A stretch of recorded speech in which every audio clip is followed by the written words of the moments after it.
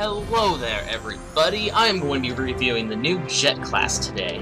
She's a space pirate bounty hunter from planet Cerberus. Apparently on one of her expeditions, she got framed for killing the Cerberus king, which kinda pissed off a lot of people.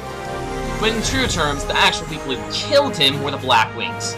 They wanted to lure Jett to Maple World to use the power of the core to resurrect the Black Mage.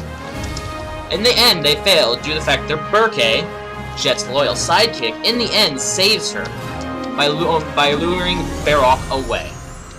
You end up recovering the core, and that's what you do for your fourth job. Basically, Jett obviously is a pirate class. She uses only pistols. Her skills consists of mostly mobbing, but she does have one-on-one like rapid fire. She also actually has the snipe skill. She's one of the first classes other than marksman to get it. Though her damage output is great, her HP is lacking. Well, mainly her defense. I burn pods like no tomorrow. But when it comes to MP, you're perfectly fine. Due to a job skill in second job, you gain 8% MP back every 5 seconds. So pretty much you gain more than you use. Also, like I just found right here, there's little pots that you can find around called Stardust. It allows you to reconfigure stats on your core, which is a link buff. The link buff is like all link buffs. You link it to your main character. Although this link buff in general is different. Her link buff actually changes over an amount of time. If you get lucky, you'll get stuff like 20 on all. If you're unlucky, like me unfortunately, you'll get like 3, 8, mixed up stats. Basically, there's another potion called the Cosmos Dust Solidifier. This allows you to lock the stats if they're good. Demonstration of her skills. The fourth job skills, which are by far obviously the best skills, she has rapid fire, like a Corsair would. It fires like the same speed as a Corsair. Basically, it's just rapid fire. And then there's her Mighty Meteor, which is also a Corsair skill, which basically it allows you to focus on a certain monster and deal extra damage. And we cannot forget her Nuke the Field skill, Falling Stars. You summon in your ship, and it blows the living crap out of everything it sees. Double Down, which increases the roll of the dice, makes it so you can roll 2, 50% chance. Her Snipe ability, which does max damage on normal monsters. Even though it says it does it on boss monsters, it's mixed around. It does max damage on normal monsters. On boss monsters, it hits 4 times. Another skill that she has is obviously the Supportable Bombardier. This is her major mobbing skill. This is what you want to max. It allows her to deal out massive amounts of damage extremely fast. One of my guildies was actually able to kill all of Zack Moon's arms in 3 minutes with only a 20k range with this skill. No, the buff skill that she has at 4th job is Relentless.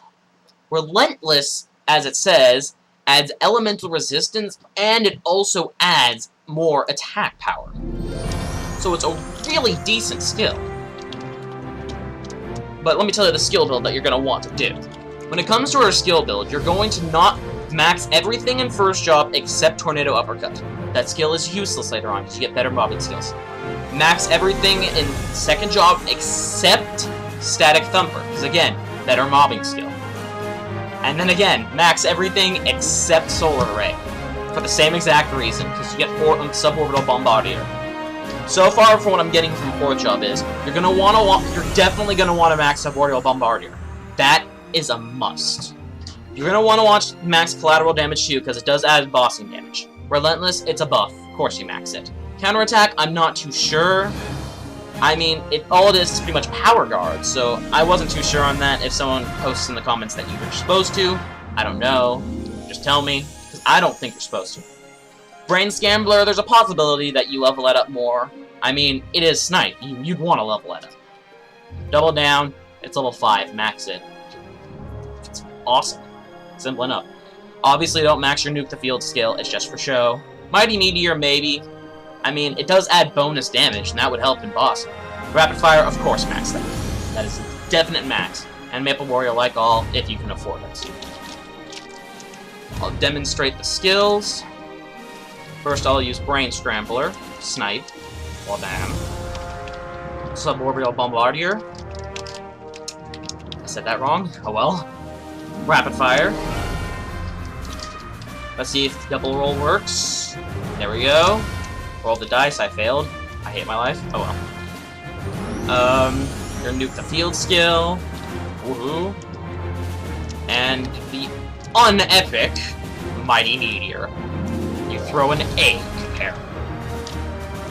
Anyways, and then also there's her 4th job buff.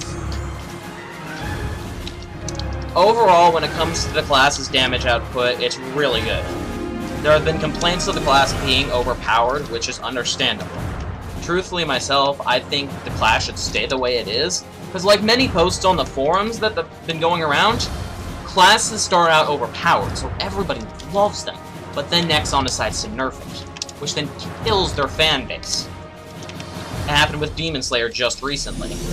3/4 of people that I knew who played Demon Slayers quit. They were that pissed off with Nexon. Truthfully, I don't really care. I'm happy that they nerfed Demon Slayers. It was ridiculous the damage that they output. I mean, Jett's damage output is extremely fast. It is pretty overpowered. But it's so much fun compared to Demon Slayers. And on top of that, I just don't think that they deserve a nerf. Many people have been actually complaining that they should be deleted completely. It's gotten pretty bad. But still. The class itself is fun, great damage output, great mobility, it's great for bossing due to its bossing damage. It's got Snipe, it is just fun. The storyline was pretty captivating too. Well, either way, that is Jett class. Hope to see you on MapleStory later. Goodbye to you all.